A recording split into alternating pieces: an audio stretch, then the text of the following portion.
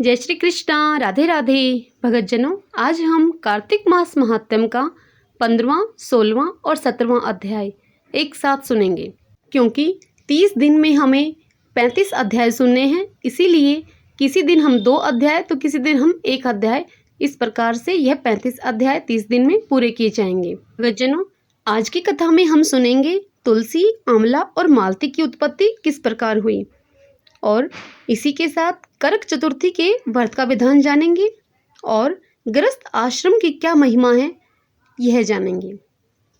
कल 14वें अध्याय की कथा में हमने सुना था जलंधर का शिव रूप में पार्वती के पास जाना और विष्णु के द्वारा वृंदा का धर्म भ्रष्ट करना, और फिर वृंदा का भगवान विष्णु को श्राप देने की कथा सुनी थी। अब आज इससे आगे की कथा 15वें अध्याय, 16वें अध्याय और 17वें अध्याय की कथा हम आज इस वीडियो में एक साथ सुनेंगे। कथा शुरू करती हूँ। सब बोलो विष्णु भगवान की जय। ओम नमो भगवते वासुदेवाय। जब जलंधर दैत्य मारा गया तो देवताओं ने भगवान शिव की स्तुति करते हुए कहा कि हे देवादिदेव महादेव, जलंधर को मारकर आपने हम पर बड़ा उपकार किया है और तीनों लोग सुखी हुए हैं, मगर एक अनर्थ हो रहा है। भगवान विष्णु वृंदा के तेज से प्रभावित होकर शिला रूप होकर उसकी भस्म में लौट रहे हैं। किसी प्रकार उनका मोह दूर कीजिए। देवताओं की प्रार्थना सुनकर भगवान शिव बोले कि हे देवताओं, तुम सब भगवान की योग माया की शरण में जाओ। भगवती योग माया ही इस संकट का हरण करेंगी। उनकी आज्ञा पाकर सभी देवता भगवती योग माया की स्तुति करने लगे कि हे देवी, आप आदिशक्ति हैं, संपूर्ण चराचर उत्पत्ति, पालन और संहार करने वाली हैं। हे मातेश्वरी, सतोगुण, रजोगुण और तमोगुण आपसे ही उत्पन्न हुए हैं। आपकी माया को स्वयं ब्रह्मा भी नहीं जान सकते। आपको हमारा नमस्कार है। जिसके भगत गण अनादर और मोह को प्राप्त नहीं होते, ऐसी मूल प्रकृति वाली देवी को हमारा नमस्कार है। देवताओं की ऐसी स्तुति सुनकर भगवती योग माया ने प्रसन्न होकर आकाशवाणी की कि हे देवो, सतोगुण, रजोगुण और तमोगुण रूप गौरी, लक्ष्मी और सरस्वती मैं ही हूँ, अतः तुम उनकी शरण में जाओ। तब देवताओं ने योग माया को प्रणाम किया और देवी पार्वती, लक्ष्मी और सरस्वती जी की वंदना करने लगे। तब तीनों देवियों ने प्रकट होकर उन्हें 3 बीज दिए और कहा कि जहाँ विष्णु जी वृंदा की भस्म में लौट रहे हैं, वहीं जाकर इन तीनों बीजों को तुम बो दो, इससे ही तुम्हारा कार्य सिद्ध होगा। देवताओं ने वे बीज ले लिए और उसी स्थान पर जाकर उन्हें बो दिया जहाँ पर वृंदा के मोह में भगवान विष्णु उस भस्म में लौट रहे थे। उसके बाद उन 3 बीजों से 3 पौधे उत्पन्न हुए। रजोगुण सरस्वती से आंवला हुआ, तमोगुण गौरी से तुलसी और सतोगुण लक्ष्मी से मालती। हे राजा पृथु, चूंकि लक्ष्मी जी ने ईर्ष्या युक्त होकर वह बीज दिया था, इसीलिए भगवान के पूजन में मालती के पुष्प निषेध हैं, वह नहीं चढ़ाए जाते भगवान को, मगर आंवला और तुलसी भगवान विष्णु को अति प्रिय है। हे राजन, इस प्रकार वृंदा ने वृक्ष के रूप होकर भगवान शालिग्राम का सानिध्य प्राप्त किया। इसी कारण भगवान शालिग्राम की पूजा कार्तिक में तुलसी के मूल में होती है। हे राजन, जिस घर में तुलसी वृक्ष होता है वहाँ यमदूत भी प्रवेश नहीं कर पाते। जो पुण्य गंगा और नर्मदा के स्नान से प्राप्त होता है, वही तुलसी पूजन से प्राप्त होता है। कोई मनुष्य जितना भी बड़ा पापी क्यों ना हो, यदि मरते समय उसके मुख में तुलसी मंजरी सहित गंगाजल डाला जाए तो वह सब पापों से मुक्त होकर सीधा बैकुंठ को जाता है। जो मनुष्य आंवले अथवा तुलसी की छाया में अपने पितरों का श्राद्ध करता है, उसके पितृगण मोक्ष को प्राप्त होते हैं। जो मनुष्य मंजरी युक्त तुलसी दल तथा आंवले का फल मुख में रखता है, वह भगवान विष्णु की कृपा का अधिकारी बनता है। जो मनुष्य कार्तिक मास में आंवले की छाया में ब्राह्मणों और संतों को भोजन कराकर श्रद्धा सहित स्वयं प्रसाद ग्रहण करता है और रुद्राक्ष की माला द्वारा 12 अक्षरी मंत्र ओम नमो भगवते वासुदेवाय का जाप करता है, उसे धर्म, अर्थ, काम और मोक्ष की प्राप्ति होती है। हे राजन, तुलसी और आंवले की महिमा का बखान तो स्वयं ब्रह्मा जी भी नहीं कर सकते। जो कोई श्रद्धा भक्ति से इस कथा को पढ़ता है या सुनता है, वह भी अंतकाल में मोक्ष का अधिकारी बनता है। श्रीमन नारायण नारायण नारायण, भजमन नारायण नारायण नारायण। आइए भगतजनों, अब 16वें अध्याय की कथा सुनते हैं। इतनी कथा सुनाने के पश्चात महाराज पृथु ने देव ऋषि नारद को श्रद्धा से प्रणाम करते हुए कहा कि हे महामुने, कार्तिक मास में भगवान विष्णु की पूजा का महात्म्य सुनकर मुझे बड़ा ही आनंद आया। हे ऋषिवर, अब यह बताइए कि इस मास में किस अन्य देवता की भी पूजा होती है? यदि होती है तो उसका भी क्या विधान है? यह सुनकर नारद जी बोले कि हे राजन, अश्विन शुक्ल पूर्णिमा को ब्रह्मा जी का व्रत, कार्तिक कृष्ण चतुर्थी को गणेश जी का व्रत और अष्टमी व अमावस्या को लक्ष्मी जी का व्रत किया जाता है। जो कुंवारी कन्याएं सुयोग्य वर की इच्छा से कार्तिक मास की चतुर्थी को गणेश जी का करक चतुर्थी व्रत करती हैं, उन्हें सुयोग्य वर की प्राप्ति होती है। यदि विवाहित स्त्री इस व्रत को करे तो उसका सुहाग अटल रहता है। हे महामुने, कृपा कर यह भी बताइए कि इस व्रत को करने की क्या विधि है? राजा पृथु ने उनसे पूछा। तब उन्होंने बताया कि हे राजन, व्रत करने की इच्छुक कन्या अथवा स्त्री को चाहिए कि वह प्रातःकाल स्नान आदि से निवृत्त होकर चंदन आदि से गणेश जी का पूजन करे, फिर सायंकाल भी गणेश जी का पूजन करके चंद्रमा के उदय होने पर उसे अर्घ देवे, तत्पश्चात भोजन ग्रहण करे। हे राजन, सधवा स्त्रियों को अपने सुहाग की रक्षा के लिए यह व्रत अवश्य करना चाहिए। अब मैं तुमसे इस व्रत का इतिहास बताता हूँ, ध्यान पूर्वक सुनना। प्राचीन काल में भद्रवती नामक एक नगर में सुधर्मा नामक एक राजा था। उसके 4 पुत्र और 1 पुत्री थी। पुत्रों के नाम रविदत्त, सुशर्मा, जय शर्मा और सुशोभन थे और पुत्री का नाम वीरमती था। इस कन्या वीरमती का विवाह देवव्रत नामक युवक से हो गया और दोनों पति पत्नी प्रेम पूर्वक रहने लगे। एक दिन की बात है कि अचानक घर पर ही सांप के द्वारा काटे जाने से देवव्रत की मृत्यु हो गई। यह देखकर वीरमती विलाप करने लगी। उसका विलाप सुनकर उसके माता पिता और चारों भाई तथा कुछ नगरवासी भी वहां आ पहुंचे और देवव्रत को मरा हुआ देखकर वे सभी शोकाकुल हो उठे। शीघ्र ही यह समाचार पूरे नगर में फैल गया।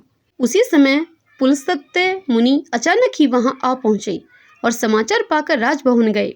उन्हें देखकर राजा ने हाथ जोड़कर उनका अभिवादन किया और दुखी स्वर में बोले कि हे महाराज, कौन से पाप कर्म से मेरी यह कन्या युवा अवस्था में ही विधवा हो गई? तब त्रिकालदर्शी महर्षि पुलस्त्य ने कहा कि हे राजन, संकल्प लेकर भी तुम्हारी कन्या ने भगवान गणेश के व्रत की उपेक्षा की है, जिसके कारण यह वैधव्य को प्राप्त हुई है। हे राजन, रिद्धि सिद्धि के दाता गणेश जी की जो उपेक्षा करता है वह इसी प्रकार कष्ट पाता है। इस संदर्भ में मैं तुम्हें एक प्राचीन इतिहास सुनाता हूँ। एक समय ब्रह्मा, विष्णु, महेश और इंद्र आदि सभी देवता दैत्य के विनाश का उपाय सोचने के लिए एकत्रित हुए। उस समय ब्रह्मा जी ने कहा कि गणेश चतुर्थी का व्रत संपूर्ण विपत्तियों का विनाश करने वाला है। तब सब देवताओं ने कार्तिक के कृष्ण पक्ष की चतुर्थी का व्रत किया, जिससे कि देवताओं पर वह विजय प्राप्त कर पाए। तत्पश्चात सब देवताओं ने गणेश जी से कहा कि हे विघ्नहर्ता, आपकी कृपा से हमने विजय प्राप्त की है, अब आप कृपा करके वर मांगिए। तब गणेश जी ने कहा कि हे देवो, यह वरदान दो कि जो भी स्त्री कार्तिक शुक्ल पक्ष की चतुर्थी का व्रत पूरी श्रद्धा भाव और भक्ति से करेगी, उस पर सभी देवताओं की कृपा हो और उसका सुहाग चिरंजीवी हो। देवताओं ने ऐसा ही वरदान दिया। इसीलिए हे राजन, यह व्रत सभी सधवा स्त्रियों को करना चाहिए। महर्षि पुलस्त्य ने कहा कि हे राजन, यदि तुम्हारी पुत्री अभी इस व्रत को करने का संकल्प ले और इस व्रत को करे तो उसका भी पति जीवित हो जाएगा। यह कहकर महर्षि पुलस्त्य वहां से प्रस्थान कर गए। तत्पश्चात राजा ने अपने जमाता का शव तेल में सुरक्षित रखवा दिया। इसके बाद जब कार्तिक मास आया तो उसकी पुत्री ने विधिवत करक चतुर्थी का व्रत किया और उद्यापन करके ब्राह्मणों को भोजन करवाया तथा श्रद्धा से दान दक्षिणा देकर ब्राह्मणों को संतुष्ट किया। व्रत के प्रभाव से उसका मृत पति पुनः जीवित हो उठा।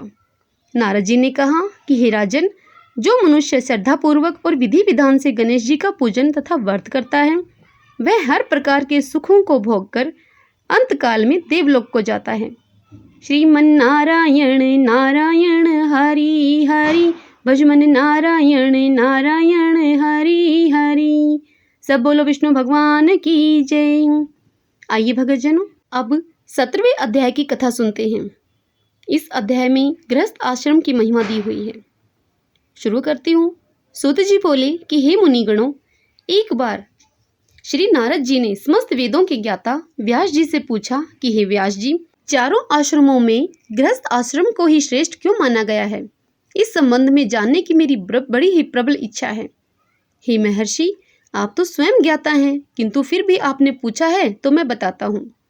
जैसे सभी नदियाँ समुद्र में आश्रय पाती हैं और जैसे जीव माता का आश्रय पाकर जीवित रहते हैं, वैसे ही भिक्षुक, सन्यासी, ब्रह्मचारी, यात्री, विद्यार्थी और जीविका से रहित व्यक्ति गृहस्थों का आश्रय पाकर सुख पाते हैं। इस संबंध में मैं तुम्हें एक प्राचीन कथा सुनाता हूँ, ध्यानपूर्वक सुने। प्राचीन काल में उत्तानपाद नामक एक राजा था, जिसका उत्तम नामक एक पुत्र था, जो बड़ा ही बलवान था, किंतु वह मदिरापान का व्यसनी था। उसकी स्त्री का नाम बहुला था। राजा उत्तम अपनी पत्नी बहुला से अत्यधिक प्रेम करता था। एक बार राजा उत्तम ने वैश्या का नृत्य देखते हुए मदिरापान किया और अपनी पत्नी से भी मदिरापान करने की जिद करने लगा, किंतु उसकी पत्नी ने ऐसा करने से स्पष्ट इनकार कर दिया। इस पर राजा ने क्रुद्ध होकर उसका त्याग कर दिया और उसे वन में छुड़वा दिया। किंतु जब वह मदिरा के प्रभाव से मुक्त हुआ तो उसे अपने किए हुए पर बड़ा पछतावा हुआ। किंतु अब रानी का वियोग सहने के अतिरिक्त और कोई चारा नहीं था राजा के पास। इसके अलावा अब किया भी क्या जा सकता था। इसके बाद उसने दूसरा विवाह नहीं किया और रानी के वियोग में दुखी मन से राजा ने राजकाज के कार्यों में निमग्न हो गया। एक दिन एक ब्राह्मण राजा के पास आया और बोला कि हे राजन, मैं बेहद दुखी हूँ। किसी ने मेरी स्त्री का हरण कर लिया है, अब आप ही उसे ढूंढ कर लाएं। ब्राह्मण की बात सुनकर राजा बोला कि हे ब्राह्मण देव, मैं भला कैसे उसे ढूंढ कर ला सकता हूँ? मैं तो यह भी नहीं जानता कि तुम्हारी स्त्री को कौन और किस दिशा में और क्यों लेकर गया है। तब ब्राह्मण बोला कि हे राजन, आप प्रजा से कर के रूप में उसकी आय का छठा भाग लेते हैं, अतः प्रजा की रक्षा करना आपका कर्तव्य है। यदि प्रजा अपने घर में भी सुरक्षित नहीं है तो ऐसे राजा से क्या लाभ? हे राजन, हमारे राजा होने के कारण आपका कर्तव्य बनता है कि आप मेरी पत्नी को खोजकर मुझे ला कर दें। यह सुनकर राजा कहने लगा कि हे विप्रवर, मैंने तो तुम्हारी पत्नी को कभी देखा भी नहीं है कि वह कैसे स्वभाव की है तथा कैसे रंग रूप की है।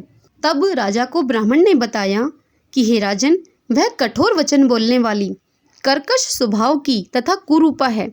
मैं उसकी निंदा नहीं कर रहा, बल्कि उसकी पहचान आपको बता रहा हूँ, क्योंकि वह जैसी भी है मेरी अर्धांगिनी है। अब तो यह सुनकर राजा का आश्चर्य और भी अधिक बढ़ गया। उसने कहा कि हे ब्राह्मण देव, जब तुम्हारी स्त्री ऐसी कुरूपा और कठोर स्वभाव की है तो क्यों तुम उसे दोबारा पाना चाहते हो? देव योग से उससे तुम्हें छुटकारा मिल गया है। अब कोई सुंदर और सुभाषिनी स्त्री से विवाह कर लो। ब्राह्मण ने कहा कि नहीं राजन, मेरी स्त्री मेरे धर्म और कर्म की अर्धांगिनी है और उसकी रक्षा करना मेरा परम धर्म है। जो पुरुष अपनी स्त्री की रक्षा नहीं करता उसका वंश बिगड़ जाता है। जो व्यक्ति अपनी धर्मपत्नी को उचित सहयोग नहीं देता उसके पितर अपने लोक से गिरकर नरक लोक में चले जाते हैं। ब्राह्मण के ऐसे वचन सुनकर राजा ने स्वयं ही उसकी पत्नी को खोजने का निर्णय ले लिया और ब्राह्मण को आश्वासन देकर विदा करने के बाद खुद राजा रथ पर सवार होकर चल पड़ा। राजा बारी बारी से चारों दिशाओं में उस ब्राह्मण की पत्नी अर्थात उस ब्राह्मणी को खोजने लगा। तत्पश्चात राजा एक ऐसे वन में पहुंच गया जहां उसने एक आश्रम देखा। आश्रम में जाकर राजा ने आसन पर बैठे हुए एक ऋषि मुनि को देखा। राजा उसके समीप गया। ऋषि ने भी राजा को देखा अवश्य, लेकिन राजा को देखकर भी ऋषि ने उसका आदर सत्कार नहीं किया। उसके मनोभावों को समझकर ऋषि ने कहा कि मैं जानता हूँ कि तुम राजा उत्तानपाद के पुत्र हो, मगर यहाँ क्यों आए हो? राजा ने कहा कि हे महामुने, एक ब्राह्मण के घर से कोई उसकी स्त्री का हरण करके ले गया है। मैं उसी की खोज में यहाँ निकला हूँ, मगर आपने न तो मुझे आसन दिया और न ही किसी प्रकार का मेरा आदर सत्कार किया। इसके पीछे क्या कारण है? ऋषि ने कहा कि हे राजन, तुम आदर के योग्य होते हुए भी इस समय उसके पात्र नहीं हो, क्योंकि तुमने अपनी निरपराध पत्नी का त्याग कर दिया है। यदि स्त्री का धर्म पति की तन मन से सेवा और उसकी आज्ञाओं का पालन करना है तो पति का भी धर्म बनता है उसका कर्तव्य बनता है कि उसका यथोचित सम्मान करें। जहाँ स्त्रियों का मान होता है वहाँ देवताओं का वास होता है। इसके विपरीत जहाँ नारी का अपमान होता है वहाँ कभी भी सुख शांति नहीं रह सकती। ऋषि द्वारा यह वचन सुनकर राजा का सिर अब लज्जा से झुक गया। वह बोला, भगवान, आपने मेरी आंखें खोल दी। अब कृपया करके मेरा मार्गदर्शन करें। अपने से पहले मैं उस ब्राह्मण के लिए चिंतित हूँ। आप कृपा करके यह बताएं कि उस ब्राह्मण की स्त्री को कौन हर कर ले गया है और क्यों हर कर ले गया है, और इस समय वह स्त्री कहाँ और किस दिशा में है। तब ऋषि ने ध्यान लगाकर बताया कि हे राजन, अदिति का बलाक नामक राक्षस पुत्र उस ब्राह्मण की पत्नी को हर कर ले गया है। उसने उसे उत्पलावर्त वन में रखा हुआ है। अब तुम उसे ढूंढकर ब्राह्मण से उसे मिलवा दो। यह सुनकर राजा ने ऋषि को प्रणाम किया और रथ पर सवार होकर उत्पलावर्त वन में जा पहुंचा। वन में उसकी दृष्टि एक ऐसी स्त्री पर पड़ी जो एक वृक्ष के नीचे बैठी बिल्व फल खा रही थी। बिल्व फल अर्थात बेलपत्र वृक्ष के फल। उसका रंग रूप और नैन नक्श ठीक वैसे ही थे जैसा कि ब्राह्मण ने राजा को बताया था। अतः उसे देखते ही राजा ने पहचान लिया कि यही उस ब्राह्मण की स्त्री है। उसके निकट जाकर अपनी शंका के समाधान के लिए राजा ने उससे पूछा कि हे कल्याणी, तुम कौन हो और इस वन में क्यों आई हो। राजा की बात सुनकर वह स्त्री बोली कि हे राजन, मैं अतिरात्र की पुत्री और विशाल पुत्र की पत्नी हूँ। मैं अपने घर में सो रही थी कि बलाक नामक एक राक्षस ने मेरा हरण कर लिया और मुझे यहाँ ले आया। यहाँ लाने के बाद न तो उसने मुझे किसी प्रकार का कोई कष्ट दिया और न ही मेरा सतीत्व नष्ट करने की चेष्टा ही की। इतना होने पर भी हे राजन, मैं अपने पति के वियोग के कारण बड़ी दुखी हूँ। तब राजा ने पूछा कि हे ब्राह्मणी, वह राक्षस कहाँ गया है। ब्राह्मणी ने राक्षस का ठिकाना बता दिया। तब राजा उस स्थान पर गया और उसे देखते ही राक्षस उसके चरणों में गिर पड़ा और बोला कि हे राजन, कहिए मेरे लिए क्या आज्ञा है। तब राजा तनिक क्रोध दर्शाते हुए बोला, अरे दुष्ट निशाचर, तू उस ब्राह्मणी का हरण करके क्यों लाया है। क्या तू उसके साथ विवाह करना चाहता है। वह तो अत्यंत कुरूप है। यदि तू उसे खाने की इच्छा से भी लाया है तो वो भी बता। राजा के ऐसे वचन सुनकर राक्षस बोला कि हे राजन, मेरे घर में अनेक रूपवती अप्सराएं हैं। उनके अतिरिक्त मैंने कभी किसी स्त्री से भोग की इच्छा नहीं की और न ही मैं मांस का भक्षण करता हूँ। मैं तो इस योनि में पुनर्जन्म के पापों का प्रायश्चित कर रहा हूँ। इस ब्राह्मणी के हरण का कारण यह है कि इसका पति राक्षसों को मारने का मंत्र जानता है। जब हम यज्ञ का अन्न ग्रहण करने जाते हैं तो वह हमें भगा देता है, क्योंकि अधिकांश यज्ञों का आचार्य वही बनता है। इसी कारण उसे दुखी करने के उद्देश्य से मैं उसकी पत्नी का हरण करके लाया हूँ, क्योंकि शास्त्रों के नियम अनुसार स्त्री के बिना पुरुष को कोई भी धार्मिक कर्म करने का अधिकार नहीं है। इसीलिए अब वह यज्ञों में आचार्य नहीं बन सकता। राक्षस की ऐसी बातें सुनकर राजा को लगा कि पत्नी के संदर्भ में परोक्ष रूप से वह भी उसकी निंदा कर रहा है। मुनि ने भी स्त्री के त्याग के कारण ही मुझे अर्घ के योग्य नहीं समझा। राजा को विचार मगन देखकर राक्षस पुनः बोला कि हे राजन, मैं आपकी प्रत्येक आज्ञा का पालन करूंगा। आप आज्ञा दें, मैं क्या करूं। तब राजा ने आज्ञा दी कि तुम उस ब्राह्मणी को उसके घर पहुंचा दो और फिर जब भी मैं तुम्हें याद करूं तुम मेरे पास आना। आज्ञा पाते ही राक्षस ब्राह्मणी को लेकर वहां से चल दिया। उसके जाने के बाद राजा सोचने लगा कि मैंने अपने निर्दोष पत्नी का त्याग करके बड़ा ही भारी पाप किया है। अब मैं ऐसा कौन सा कर्म करूं जिससे मेरे द्वारा किए गए इस पाप का निवारण हो सके। तब मन में ऐसा विचार विमर्श करके राजा पुनः उसी आश्रम में जा पहुंचा और उसने ऋषि को जाकर अपने मन की सारी बात कही। मुनि ने राजा की सारी बात ध्यान से सुनी और कहा कि हे राजन, पुरुष के लिए स्त्री धर्म, अर्थ, काम और मोक्ष की देने वाली है।